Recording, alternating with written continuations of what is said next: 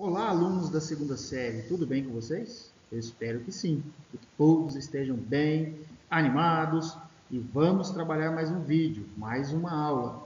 O nosso tema de hoje é as relações sociais entre os indivíduos e o coletivo na sociedade complexa. Uma perguntinha, nossa sociedade ela realmente é complexa? Vão pensando. O objetivo da nossa aula é entender as relações sociais entre os indivíduos e o coletivo na sociedade complexa. Vamos buscar entender essas relações. Aliás, o que nos cerca, aquilo que nos aproxima. Nós não somos como uma ilha, não vivemos isoladamente. E os nossos problemas, também, onde encontramos as soluções se dão nas relações sociais. Vejamos, a avaliação. Lembrando, quando digo avaliação, neste sentido, é uma avaliação por aula, tanto presencialmente quanto remotamente. Primeiro, presença. Quem está participando das aulas presenciais, obviamente, já está aí entendido a sua presença e a sua cooperação. Para quem está remotamente, estudando em casa, a sua presença no sentido de assistir à videoaula. Segundo, a participação, leitura, comentários, exposição de dúvidas. Claro que isso é um facilitador para quem está presente. Mas você que não está presencial, você sim deve ler, buscar o entendimento e, na dúvida, mandar a sua questão também. Terceiro, resolução de atividades e ou perguntas e inquirições durante a aula. Novamente, é um facilitador para quem está presente. Porém, quem não está presente, quem está no ensino remoto, tem a sua atividade, fará a sua resolução e isso, claro, está contando aí para a sua avaliação. E quarto e último, tanto para alunos remotos quanto aqueles que estão em aula presencial, vídeo e GPA, as atividades postadas no GPA. Tudo isso compõe a sua avaliação, ok? Vamos mais. A sociedade dos indivíduos. Nós, seres humanos, nascemos e vivemos em sociedade porque necessitamos uns dos outros. Vamos só uma pausazinha aqui, vamos fazer uma pausa para um comentário. Nós, seres humanos, nascemos e vivemos em sociedade, ok. Aqui há uma colocação imperativa, porque necessitamos, alguns vão discordar. Mas, realmente, nós somos interdependentes. Nós precisamos uns dos outros. Como eu coloquei bem no iniciozinho do vídeo, não somos como uma ilha, isolados. Nós vivemos em sociedade e dependemos e, nesse sentido, necessitamos uns dos outros. Vamos à frente. A relação entre indivíduo e sociedade. Interessante. No comentário, como introdução à sociologia, eu disse para vocês que a sociologia olha o indivíduo, mas olha este indivíduo sob a ótica do meio, o seu comportamento de acordo com o meio onde está inserido. Por isso, as relações sociais entre indivíduo e sociedade. Entre os estudiosos que se preocuparam em analisar a relação dos indivíduos com a sociedade, destacam-se Karl Marx, polêmico, Émile Durkheim, francês, Max Weber, Norbert Elias e Pierre Bourdieu. Esse último tem um pensamento, uma linha teórica muito interessante, onde ele vai falar sobre uma espécie de capital simbólico, aquilo que acaba diferenciando os indivíduos simbolicamente. Ou seja, aquele que possui, por exemplo, uma formação superior, diante daquele que não possui uma formação superior. Então, há um distanciar simbólico. E isso faz parte das relações no meio da sociedade. As relações entre o indivíduo e a sociedade. A diferenciação entre os indivíduos estando na mesma sociedade. Então, segundo Bourdieu, alguém pode entrar em um elevador, como eu fiz a colocação, sendo ele portador de um diploma. Está próximo de alguém que não tem um diploma superior, de curso superior. Eles estão próximos fisicamente, porém socialmente, simbolicamente estão distantes. Vamos. As relações entre indivíduo e sociedade. Karl Marx, os indivíduos e as classes sociais. O que nós vamos estudar com Karl Marx, sociologicamente falando, sobre a ótica da sociologia. Para Karl Marx, os indivíduos devem ser analisados de acordo com o contexto das situações sociais, já que produzem as condições de sua existência em grupo. E o que Karl Marx vai eleger? A produção. As relações entre os indivíduos e a sociedade, para Karl Marx, vai se dar sob a ótica da produção, sob a ótica do trabalho. Segundo Marx, a relação entre um empresário e um empregado não é apenas entre indivíduos, mas também entre classes. Um se colocando ou já está estabelecido em uma classe e o outro se colocando ou já está estabelecido em outra classe. Por exemplo, vamos usar o linguajar utilizado pelo pensador. Nós temos o capitalista e o trabalhador. Nós temos o dono dos meios de produção e o proletário.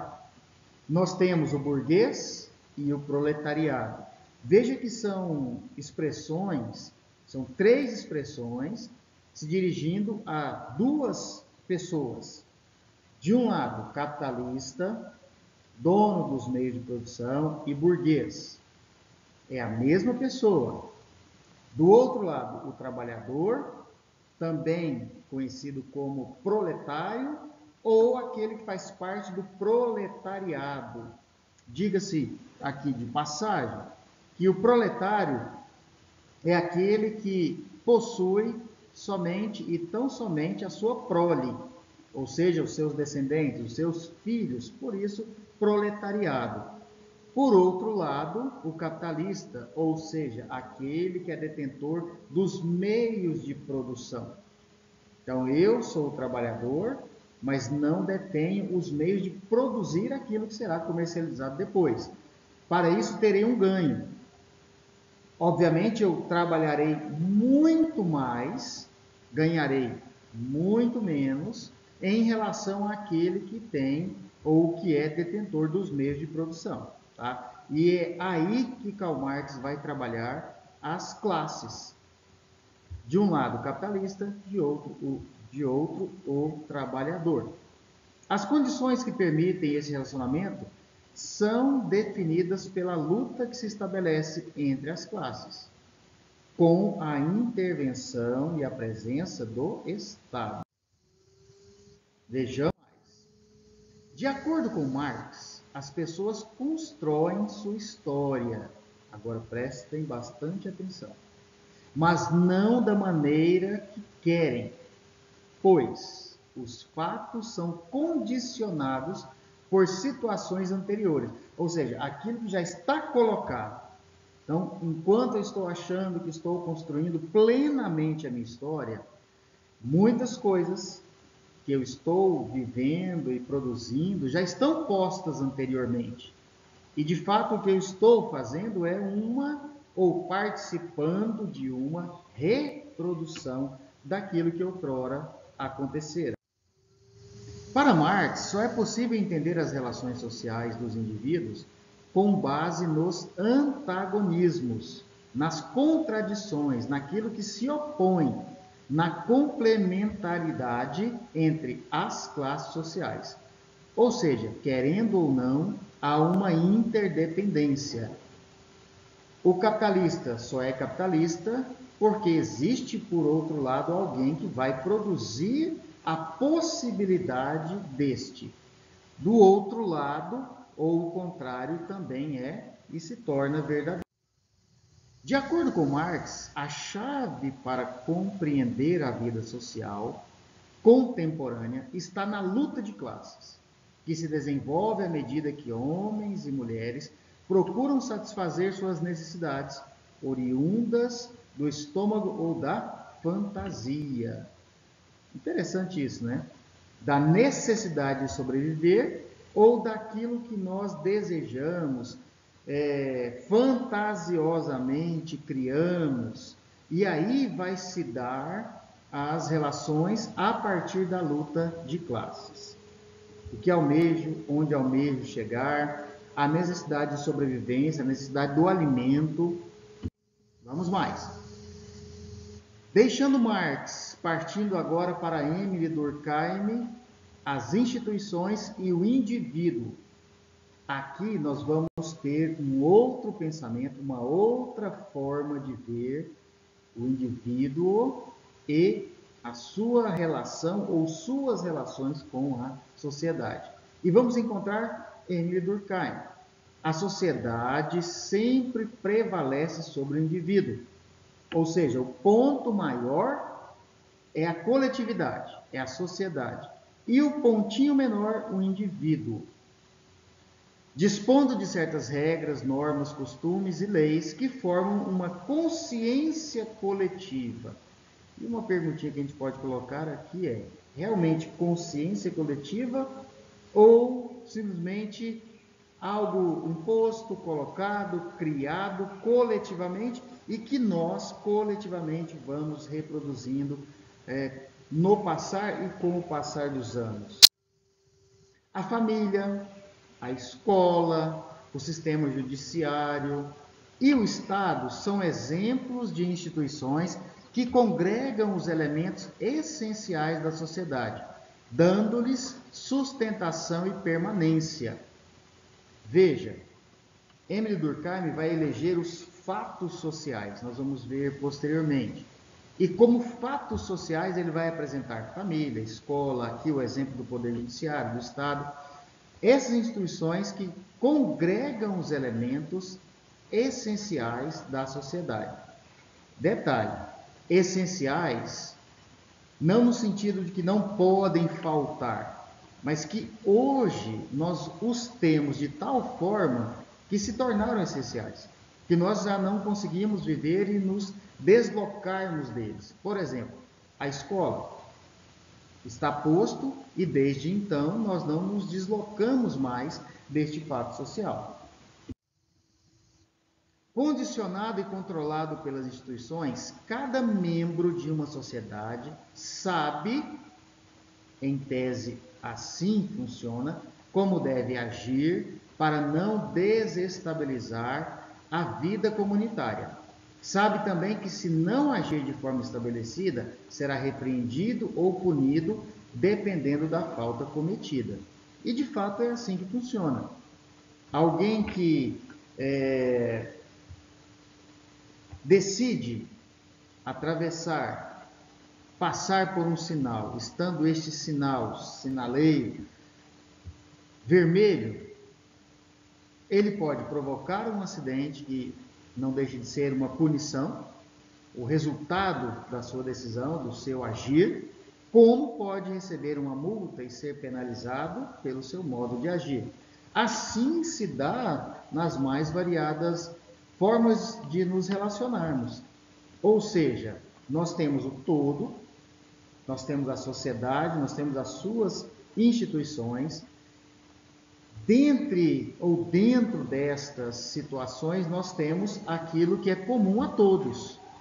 E esse comum a todos é o que nos faz agir de forma a não ultrapassarmos o limite, atingindo, prejudicando o outro. Então veja, cada membro de uma sociedade sabe como deve agir para não desestabilizar o todo ou a vida comunitária.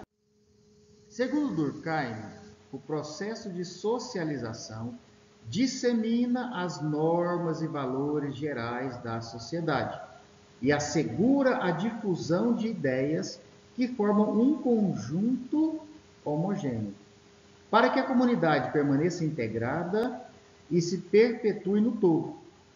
Ou seja, se não houver uma homogeneidade, se não trabalharmos de uma forma a entender por igual, ou seja, aquilo que você faz é aquilo que eu faço. É claro que de formas variadas, não só mecanicamente, mas dentro de um limite que nos é colocado, o todo acaba sofrendo e podendo sofrer as suas interferências e chegando ao ponto, como nós vimos no slide anterior, a desestabilizar.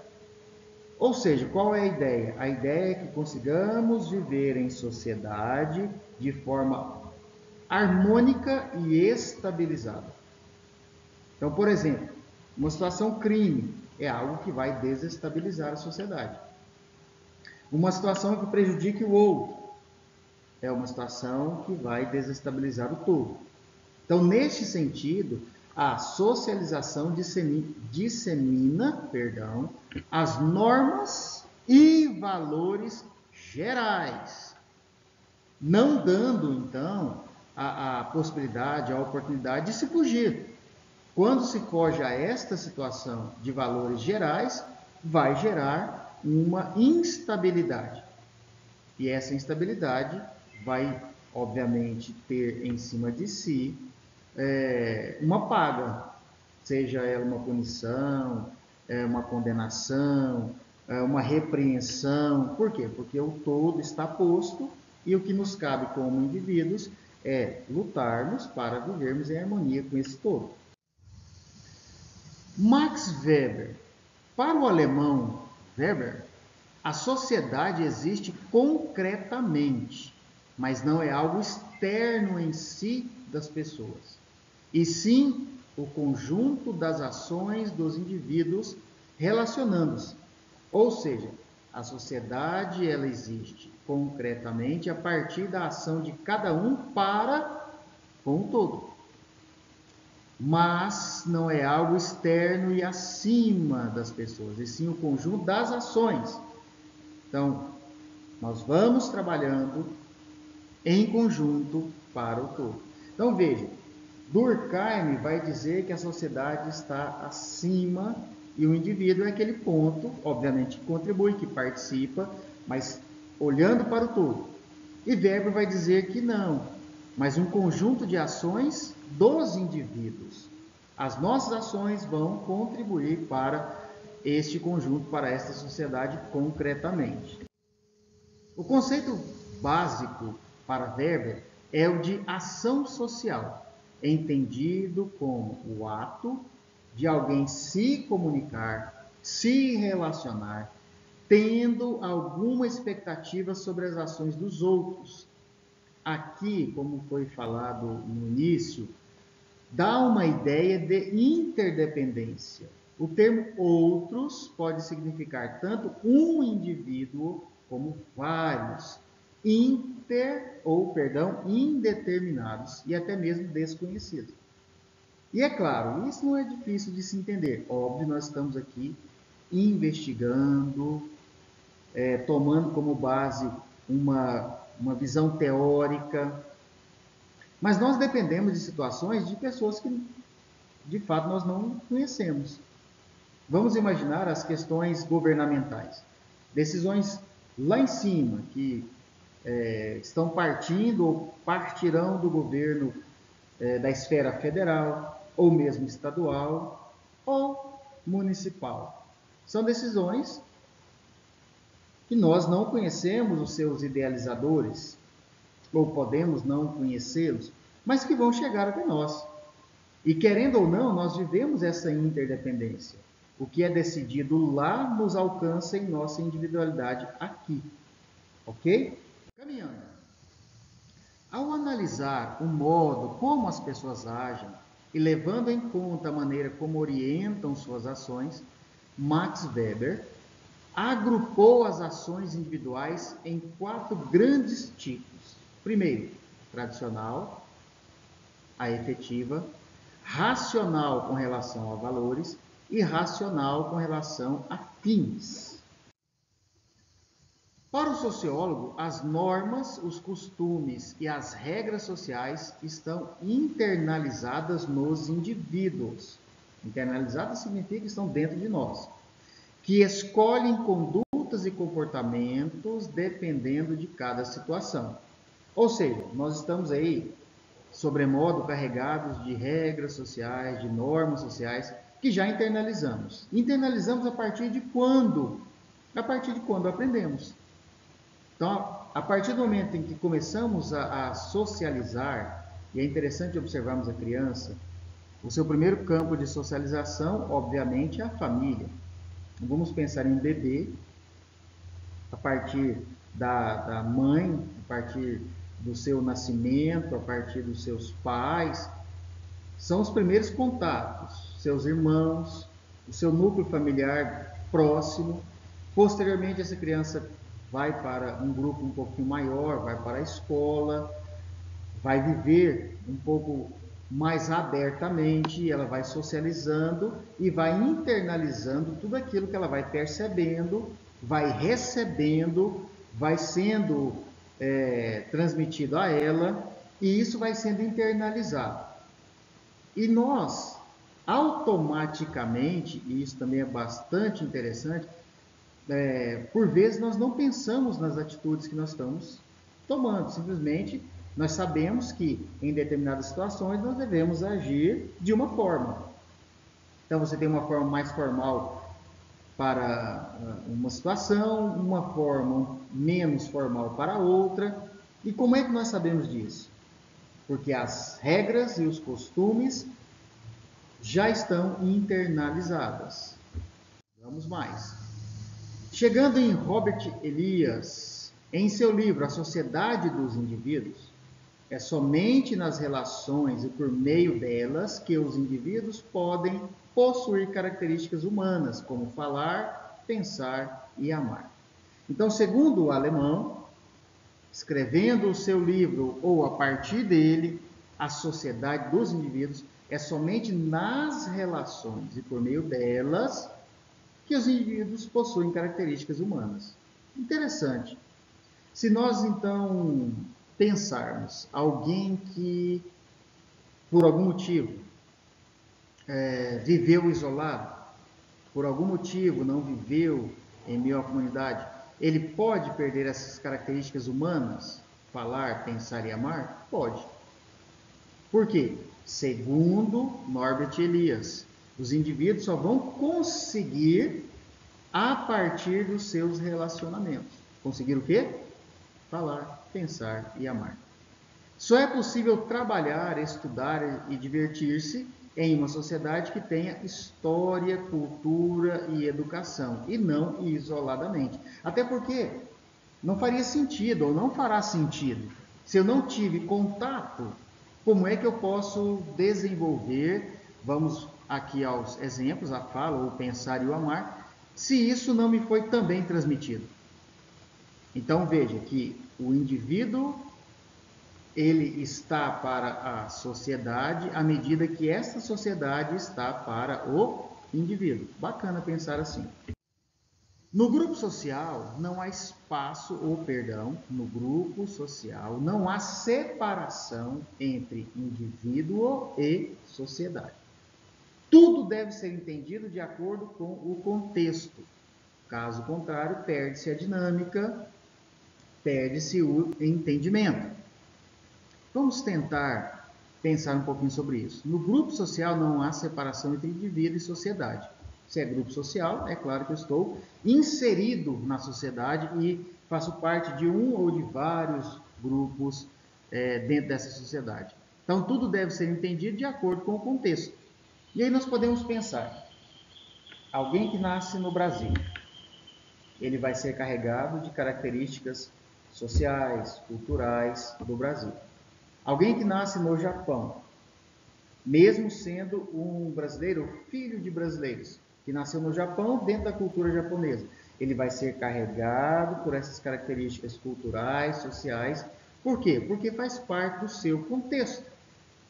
Nesse sentido, nós podemos dizer que o meio contribui sim e nos influencia e determina também o nosso comportamento. Para superar a dicotomia entre indivíduo e sociedade, ou seja, dicotomia é uma situação dupla, né? Uma situação de um lado sociedade e por outro lado nós temos o indivíduo. Elias formulou o conceito de configuração, que pode ser aplicado a pequenos grupos ou a sociedades inteiras, constituídas de pessoas que se relacionam. Para realçar a interdependência entre as pessoas, Elias utiliza a expressão sociedade dos indivíduos, que destaca a unidade e não a divisão. É uma boa forma de pensar, por quê? Só somos sociedade porque temos a presença do indivíduo. E indivíduos que vivem em sociedade, que formam o todo. Vamos lá para Bourdieu. Ele, por sua vez, destaca a articulação entre condições de existência do indivíduo e suas formas de ação e percepção, dentro ou fora dos grupos. Ele retoma o conceito de hábitos, formulado por Elias. Para Elias, hábitos é um saber incorporado à vida em sociedade. Para Bourdieu, é a relação entre as práticas cotidianas, a vida concreta dos indivíduos e as condições de classe de determinada sociedade. Bourdieu, o indivíduo constrói um hábitos próprio à medida que se relaciona com pessoas de outros universos. Os conceitos e valores dos indivíduos têm uma relação com o lugar que ocupam na sociedade. Não há igualdade de posições, pois se vive numa sociedade desigual. Isso é fácil, sim, de se perceber. O que nós buscamos quando falamos em sociedade desigual é uma equidade, que no mínimo nos dê condições equilibradas para também galgarmos e alcançarmos posições. Retomando então o nosso objetivo, entender as relações sociais entre os indivíduos e o coletivo na sociedade complexa e como é complexa a nossa sociedade. Agora vejamos, vários teóricos, como Karl Marx, que vai pensar a luta de classes, como Emile Durkheim, que vai pensar a sociedade sobreposta ou posta em uma posição maior, e aí o ponto, que eu chamei de ponto, ou indivíduo, nós vamos ter sociedade e indivíduo ali com Max Weber, e uma relação distinta. Lembra que eu citei no início da aula do capital simbólico no pensamento de Bourdieu. Ok? Interessante pensarmos como vários pensadores desenvolveram as suas teorias, e isso não é um ponto final. A sociedade é complexa, mas ela é dinâmica, ela continua se desenvolvendo, ela continua caminhando, ela continua aumentando a sua complexidade. Tanto mais nós devemos estudar e procurar entender as relações sociais, relações entre indivíduos e a coletividade dentro desta complexidade social. Ok, meninos e meninas? Ok, alunos e alunas? Até a próxima. Qualquer dúvida, chame, procure, fale, mande a sua mensagem. A nossa ideia é trabalharmos juntos, contribuir para o seu crescimento. Ok? Até a próxima.